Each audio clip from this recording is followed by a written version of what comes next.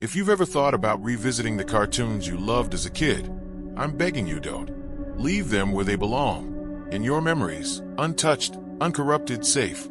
Because the moment you go back, the moment you press play, you're inviting something in. And trust me, once it arrives, it doesn't leave. I used to laugh when people told stories like this.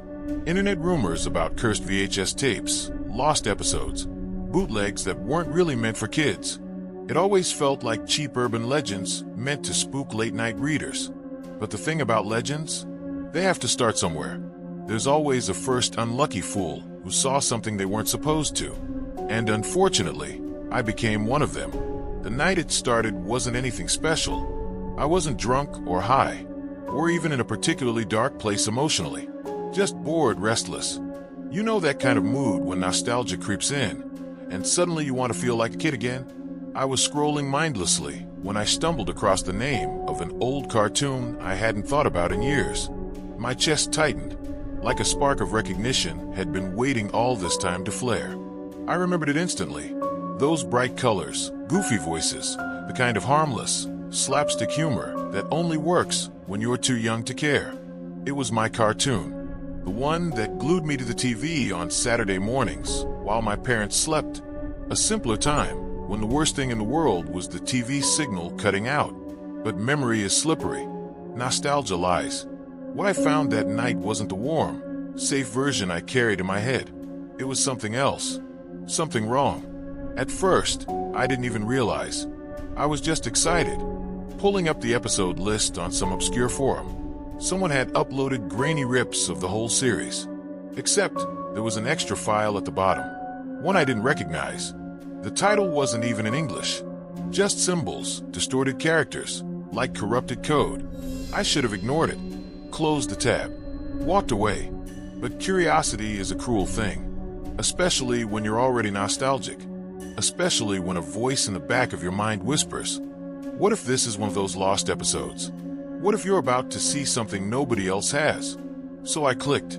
The screen flickered black, and for a moment, the glow from my monitor was the only light in my room. My reflection looked back at me, staring, hesitant, as though even my own face was asking if I was sure about this. Then the title card appeared. It was the same cartoon logo I remembered, but the colors were muted, almost rotting. The cheerful theme song didn't play. Instead, there was silence, thick, suffocating silence that pressed against my ears. I tried to laugh it off.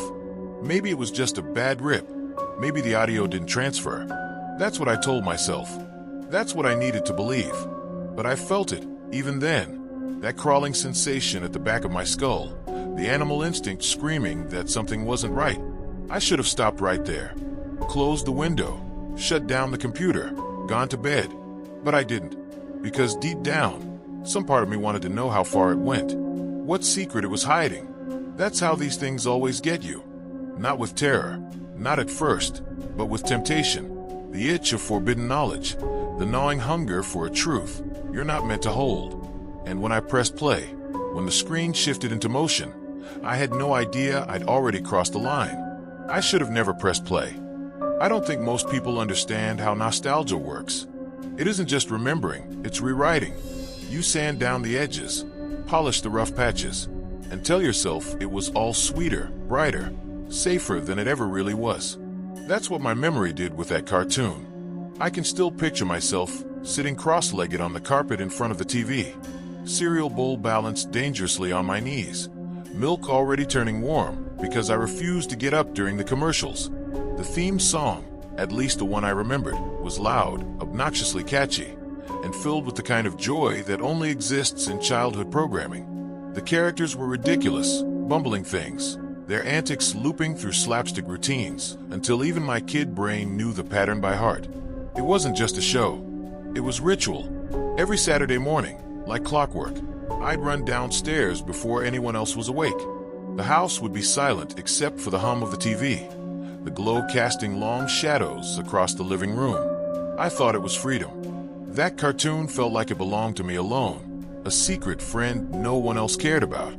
My parents couldn't stand it. My older siblings rolled their eyes, but I didn't care.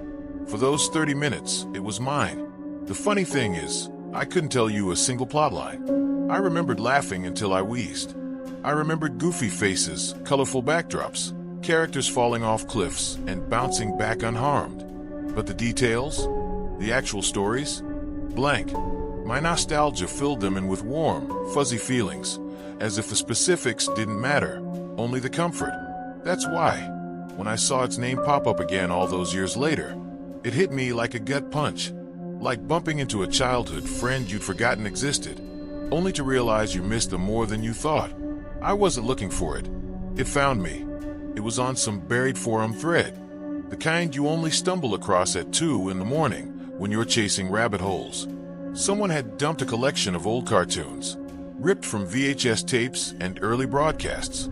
The comments were filled with the usual nostalgic chatter, people quoting their favorite lines, debating characters, even posting grainy screenshots that looked exactly like how my memory painted them. But tucked into one of the replies was something stranger, a grainy JPEG of a VHS tape with the show's name scrawled across the label in Sharpie. Underneath it, the user had typed, "Found this in my uncle's attic. Never seen this episode anywhere. Uploading soon." I should have scrolled past, but instead I felt that old tug in my chest. That itch. What if they'd found something special? Something no one else had? The internet loves to exaggerate, but there was something raw about that post. Something honest. When the files went live a few days later, I was already waiting. Most of them were what you'd expect, badly compressed episodes, warped colors, tinny audio. Watching them was like flipping through the scrapbook of my childhood. All the emotions came rushing back. The safe warmth, the lazy mornings, the feeling that the world was smaller and easier than it is now. But then there was that extra file. It sat at the bottom of the list like a secret. No thumbnail, no proper name, just a string of garbled characters. The kind of thing that looked like corrupted data, or maybe a joke. But it wasn't. The comments under it were different from the others. People joked nervously, asking if it was the lost episode. A few swore they remembered something similar airing once, then never again.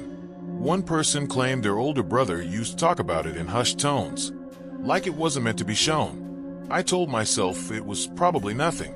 A fan edit, a glitch file, maybe just static. But deep down, I wanted it to be real. I wanted to be part of that select group who saw behind the curtain, who uncovered the forgotten piece of history. That's nostalgia's trap. It convinces you the past is safe, that the worst it can do is make you cringe at bad animation or corny dialogue. It whispers that you can go back, even when you shouldn't. So, when I hovered over that strange file, my finger trembling on the mouse, I thought only about recapturing the joy. I didn't think about why no one else seemed to remember it clearly. I didn't think about why it had been erased. I just clicked, and when the screen went black, when the silence pressed in heavy and wrong, a part of me already knew. This wasn't nostalgia. This wasn't mine to revisit. It was waiting. The screen came alive with the faint crackle of static, like someone had dragged nails across old film stock. For a second, I thought the file was corrupted, that I'd wasted my time chasing a memory that didn't exist. But then the image sharpened, faded colors, washed out outlines, the unmistakable opening shot of the cartoon. At first, I felt relief. It was real. The characters, the backgrounds, even the crude animation style, it all lined up with the foggy pictures in my head. For a moment, I was a kid again, sitting cross-legged on the carpet with a bowl of cereal that was already turning soggy. But something was off. It wasn't anything obvious at first. The pacing was strange, like scenes lingered too long on still frames. The music, usually loud and bouncy, was barely audible, muted, as though it had been filtered through static. The voices sounded muffled too, like the actors were speaking from inside a closet. I told myself it was just the tape's quality. After all, this was ripped from VHS. Artifacts, glitches, degradation, it was expected. I even smiled a little, brushing off the unease crawling along the back of my neck. But then I noticed the pauses. Characters would freeze mid-motion, eyes staring blankly forward for just a beat too long. The background noises would cut out, leaving a silence so unnatural it pulled me out of the scene. When the motion picked up again, it didn't feel like a smooth continuation. It felt like something had been cut and stitched back together, leaving jagged seams. And then there was the laugh track. Every old cartoon like this had one, that obnoxious canned laughter after every gag. Except here, the laughter was distorted, stretched. It didn't burst in at the right times, but dragged on awkwardly, sometimes overlapping lines of dialogue. And every so often, I'd swear the laughter wasn't canned at all. It was too low, too wet, too human. I leaned closer to the screen, searching for details. Maybe I was imagining things, projecting creepiness onto a faulty file. That's when I caught it, the first real anomaly. One of the background characters, a throwaway extra who normally just filled space, wasn't moving, while everyone else bounced and exaggerated their motions. This figure stood perfectly still in the corner of the frame. Their outline was blurrier, their colors faded, as if they hadn't been drawn with the same care. I paused. The figure didn't disappear when the screen froze. They were there, staring forward with an expression I couldn't quite read. And the longer I looked, the more wrong it felt. Their face wasn't cartoonish like the others. It was sharper, more detailed, almost human. My heart thudded, but I hit play again. The scene moved forward, characters cracking jokes, pratfalls happening in rhythm. But every time the camera panned, every wide shot, the figure was still there, watching. I told myself it was just a weird artist's choice, a lazy animator recycling a model. That's what nostalgia does. It bends reality to keep you comfortable. But deep down, I knew better. This wasn't normal. The next anomaly came a few minutes later. One of the main characters stumbled through a gag, tripping over their oversized shoes. Instead of bouncing back up like always, they stayed down for too long. The camera lingered. Their body twitched once, twice. Then they slowly, unnaturally, turned their head toward the viewer. And the smile that spread across their face wasn't goofy or exaggerated. It was thin, deliberate, wrong. I actually laughed, too loudly, too nervously. Told myself it was some kind of fan edit, maybe an early draft, maybe even a parody spliced in by whoever uploaded it. But even as I forced a laugh out, my palms were damp against the keyboard. The cartoon continued, each moment twisting just slightly further away for what I remembered. Colors flickered at the edges of the frame. The voices garbled, slipping into tones too low to belong to the characters. At one point, the audio cut entirely, and the characters' mouths moved silently for a full 30 seconds. That's when I leaned forward, trying to catch some clue in their lip movements. And I swear, they weren't mouthing gibberish. They were mouthing words. Words that looked familiar. My name. I stopped breathing, rewound, played it again. The distortion made it impossible to be certain, but once the idea lodged in my brain, I couldn't shake it. The cartoon characters weren't just breaking their routine. They were addressing me. I sat there frozen, eyes wide and unblinking. The room was quiet except for the faint whir of my computer fan. My reflection in the darkened corners of the monitor looked pale, hollow, like it already understood what I refused to admit. I should have turned it off right there, closed the window, shut everything down. But instead, I dragged the slider back, rewound the scene, paused frame by frame, desperate to prove myself wrong. Desperate to find an explanation that wasn't terrifying. And that's when I saw it, clear as day, in the corner of a single frame. The still figure, the background extra. But this time, its head was turned, not toward the scene, not toward the other characters, toward me. I felt my skin crawl, every hair standing on end. That was no longer a lazy mistake. That was intentional, deliberate, targeted. And for the first time, I realized I wasn't just watching this cartoon. It was watching me. I kept watching. God help me, I kept watching. The episode didn't follow the formula anymore. Normally, the cartoon's rhythm was predictable. Setup, gag, laughter, repeat. But now the pacing dragged. Entire minutes passed with characters standing unnaturally still, eyes locked forward as if waiting for me to do something. The laughter track was gone altogether. Instead, there was a hum. Low at first, barely noticeable, like the vibration of an old refrigerator. But as the scenes crawled on, it grew louder, resonating through the speakers until I felt it in my chest. My heartbeat synced with it, thudding in rhythm, unsteady, too fast. The main character, I'll call him Benny, though that wasn't his real name, Used to be a harmless goofball, a slapstick clown who couldn't walk across a room without tripping on his own feet. But now his movements were wrong. Sluggish, too heavy for the elastic cartoon body he was supposed to have. And his eyes, they no longer bounced around with wide, exaggerated expression. They darted, quick, sharp, calculating. And more than once, they landed directly on the screen. On me. I muttered to myself, anything to break the silence. It's just a glitch. Old tape, bad transfer. Don't freak out. But then Benny spoke. His voice had always been high-pitched, squeaky, designed to make kids laugh. But what came through the speakers was lower, broken, like a recording played backward through static. The words were slurred, but unmistakable. He said my name. I froze. My mind scrambled for explanations. Maybe it was coincidence. Maybe the syllables just sounded familiar. But I knew the truth. I heard it. And I wasn't alone anymore. Because the others joined in. Background characters, sidekicks, even the scenery. Their mouths didn't match the sounds, but the voices layered together into a chorus. Distorted, whispering, sometimes too fast, sometimes dragging syllables until they cracked apart. Over and over my name, woven into the fabric of the cartoon, as if it had been waiting all along. The screen flickered. For a moment, I saw something else, my own reflection, warped and stretched across the characters' faces, their cartoon mouths opening and closing with my jaw, as if they were borrowing me. I shoved back from the desk, breath ragged. "This isn't real," I whispered, like saying it aloud would force the world to bend to my denial. But the cartoon kept going.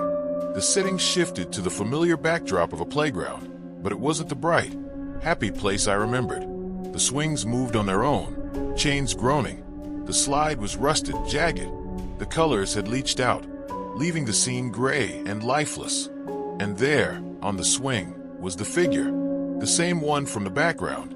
No longer blurred, no longer hiding. It sat motionless, facing the screen, as if waiting. My hand hovered over the keyboard, ready to close the file. But before I could, Benny walked into frame.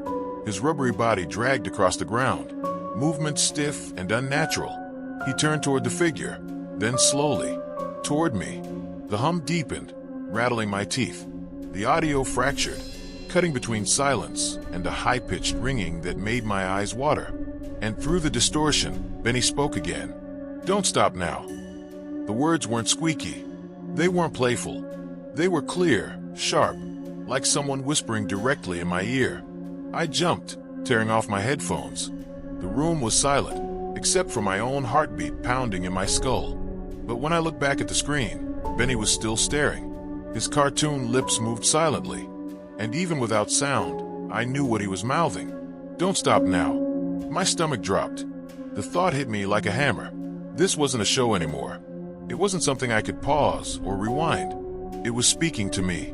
I tried to steady my breathing, tried to convince myself I was imagining it. That's when the frames began to glitch. The screen would flicker black for a fraction of a second, then return, but slightly changed. A tree missing, a character's eyes gone, the background figure closer. Each flicker brought it nearer, inch by inch, until it filled the playground, blocking out everything else.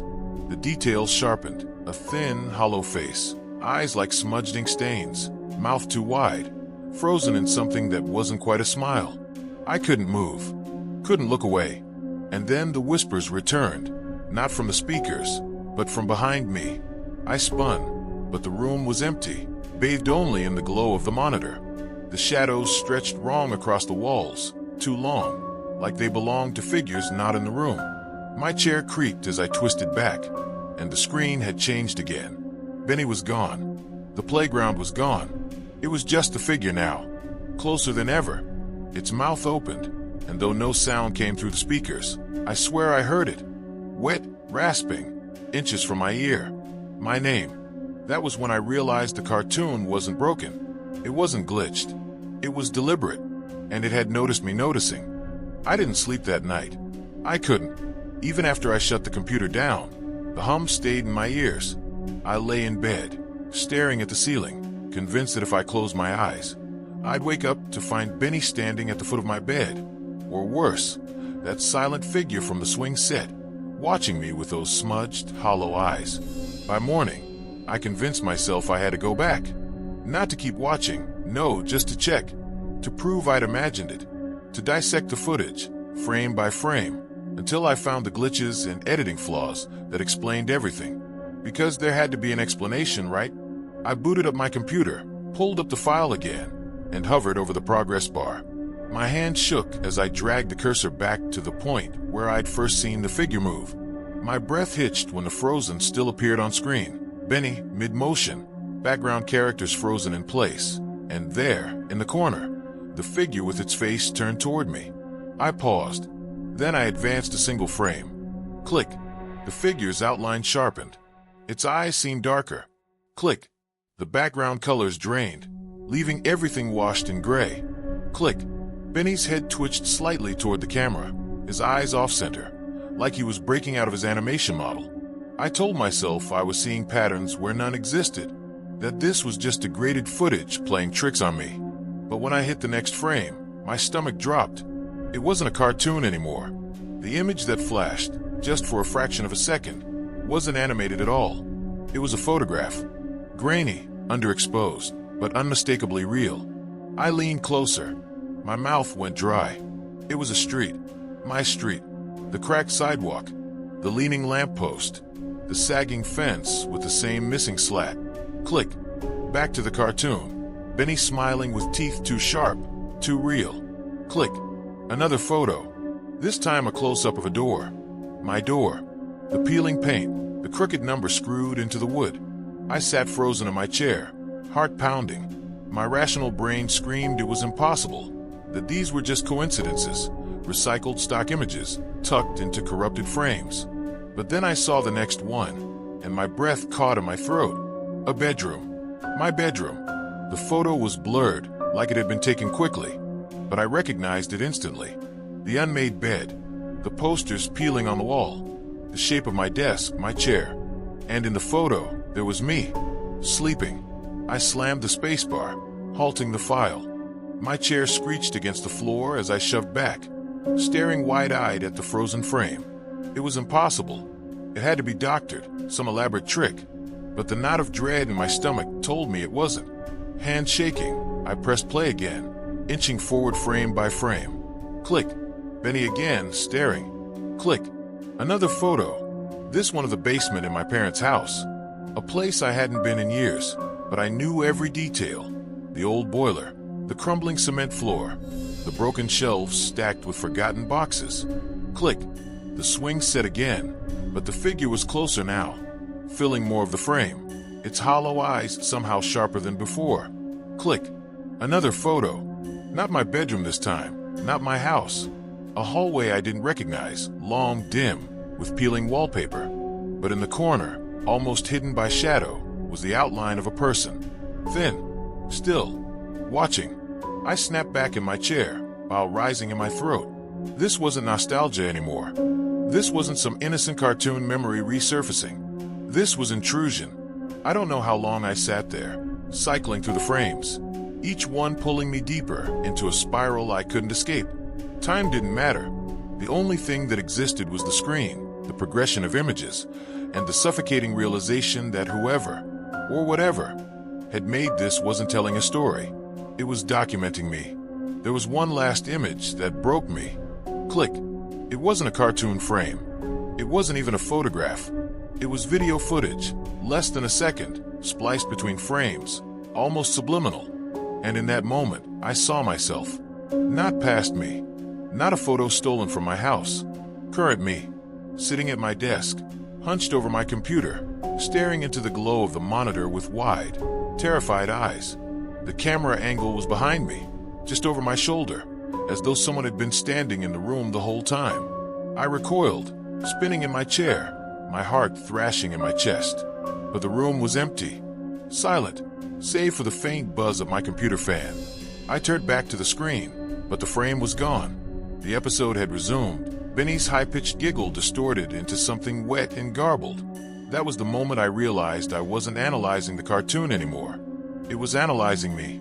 And every click of the frame advance wasn't me uncovering it. It was uncovering me. I tried to delete the file. That night, after what I saw in those frames, I dragged it into the recycle bin, emptied it, even ran a cleanup program to wipe the disk. Then I shut down the computer, shoved my chair into the corner, like it might somehow block the screen, and crawled into bed. I didn't care if I never slept again. Anything was better than watching that thing burrow deeper into me. But the TV in my living room had other plans. Sometime after midnight, a faint glow crept under my bedroom door. I thought maybe I'd left a lamp on, but when I stumbled out, half asleep and on edge, I saw the flicker of static pulsing from the living room. The TV was on. The remote lay untouched on the coffee table. I hadn't used that TV in weeks. It wasn't even connected to cable, just a dusty DVD player I barely remembered owning. And yet there it was, screen humming, static buzzing faintly through the speakers. My skin prickled. Every instinct screamed at me to walk away, to get back in bed, to pretend I hadn't seen it. But I didn't, because just as I turned, the static cut to black, and then the cartoon began to play. The exact same episode, the same washed-out colors, the same awkward pacing, the same suffocating silence where the theme song should have been. It didn't start from the beginning. It picked up exactly where I'd left off earlier that day.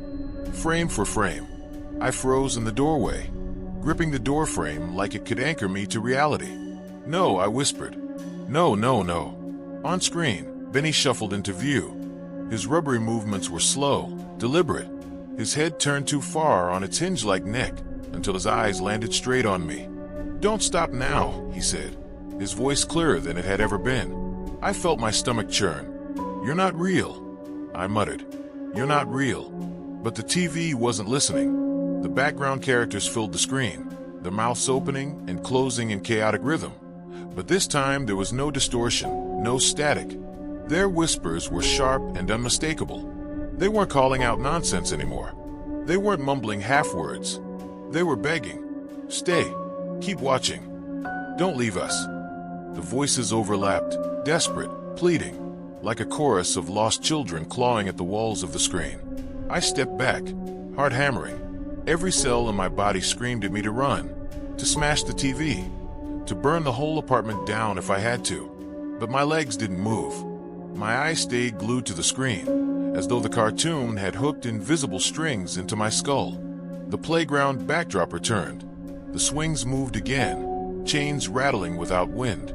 And there was the figure, closer than ever, sitting on the swing, head tilted, staring directly into the lens. It leaned forward, and as it did, the whispers grew frantic. "Don't leave. We see you. Don't turn it off." I stumbled toward the coffee table, fumbling for the remote, my fingers slipping over the plastic. I slammed my thumb onto the power button. Nothing. The whispers rose into a deafening wail. The hum rattled through the floorboards, into my bones, into my teeth. Benny stepped closer, pressing against the edge of the frame. His cartoon body warped as if the limits of the screen weren't enough to contain him. His mouth stretched wider, teeth too sharp, too many. I threw the remote across the room, lunged at the TV itself, and yanked the cord from the wall. Sparks spat. The screen went black. For a moment, the silence was absolute. My heart pounded in my throat, adrenaline shaking through my limbs. Then, click, the screen flickered back on. The cartoon resumed, exactly where it had left off. The figure on the swing was gone. Benny was alone now, staring out with unblinking eyes. And when he spoke this time, his lips moved in perfect sync, his voice cutting through the room like a blade. "You can't stop now." I don't remember sitting down. 1 second I was standing across the room, clutching the TV plug in my hand like it was a holy relic. And the next I was on the couch, staring, listening, waiting. Benny blinked slowly, his pupils dilating like camera shutters. "There you are," he said. His voice was warm now, almost cheerful, like a kindergarten teacher coaxing a shy child. I swallowed hard. My throat felt like sandpaper. "You're not real."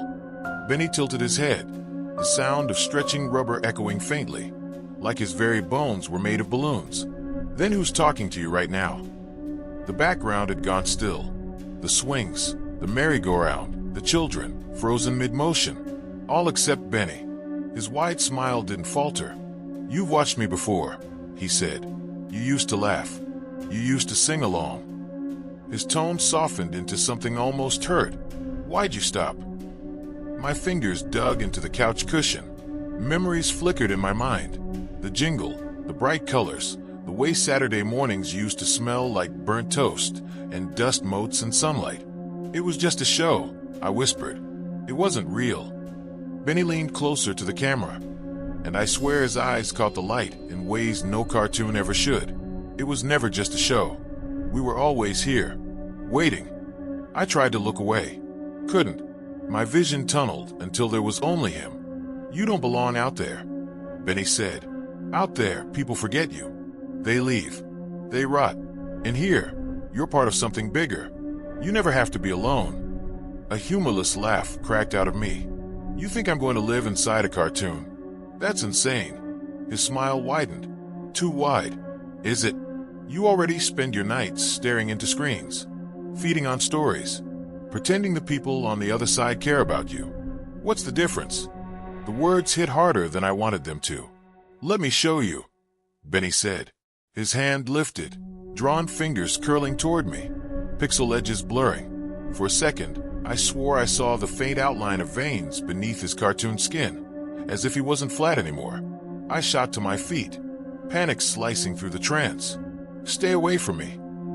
Benny's eyes narrowed. That's not very nice. His voice deepened, layered, like 100 voices stacked behind him. We kept you company. We remembered you.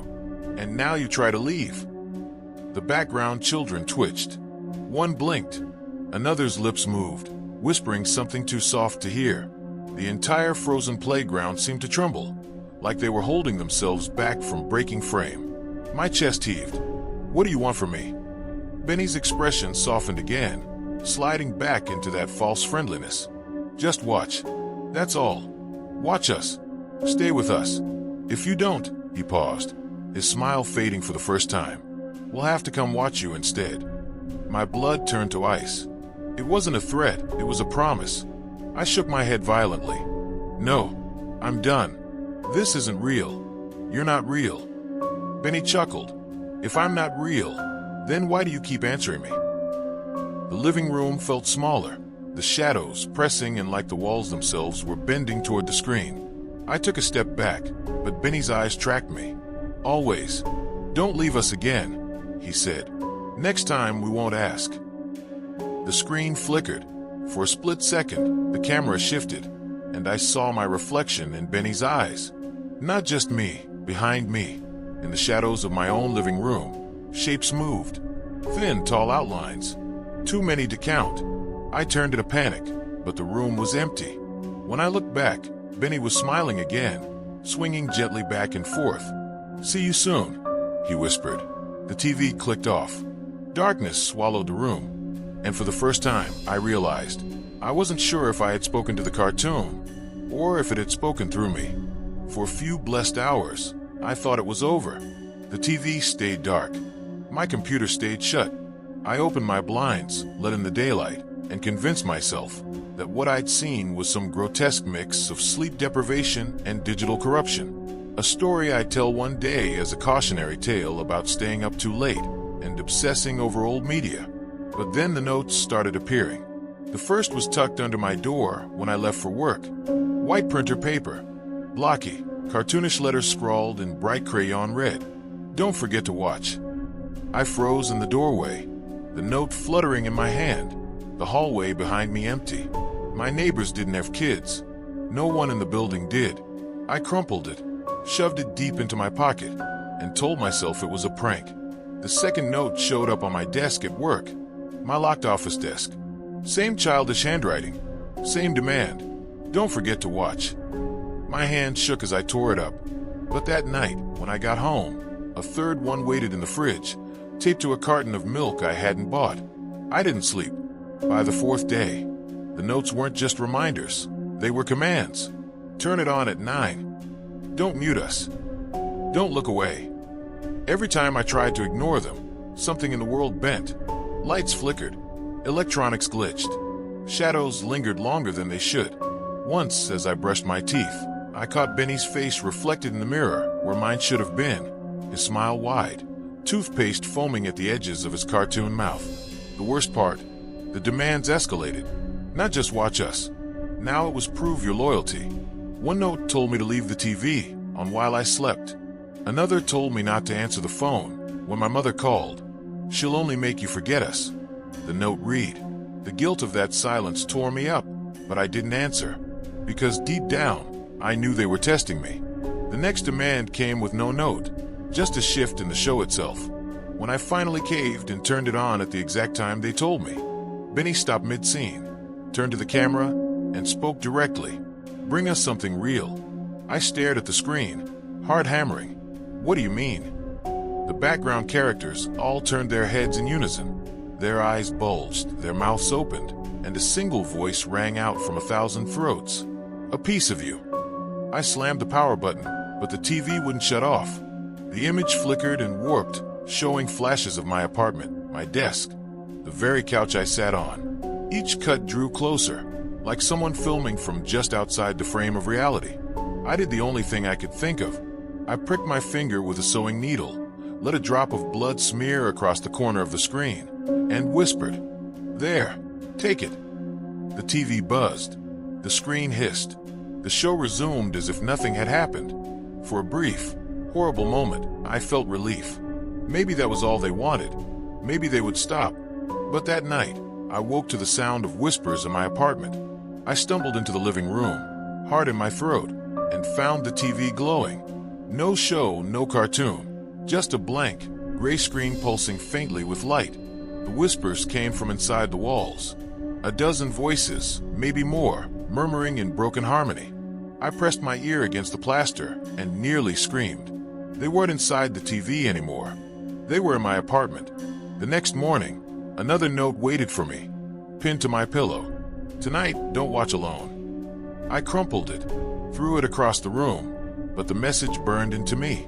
I didn't know what they meant, not exactly. Invite someone? Spread it? Drag another person into this nightmare? Or was it a warning that if I didn't bring someone, they'd come find me themselves?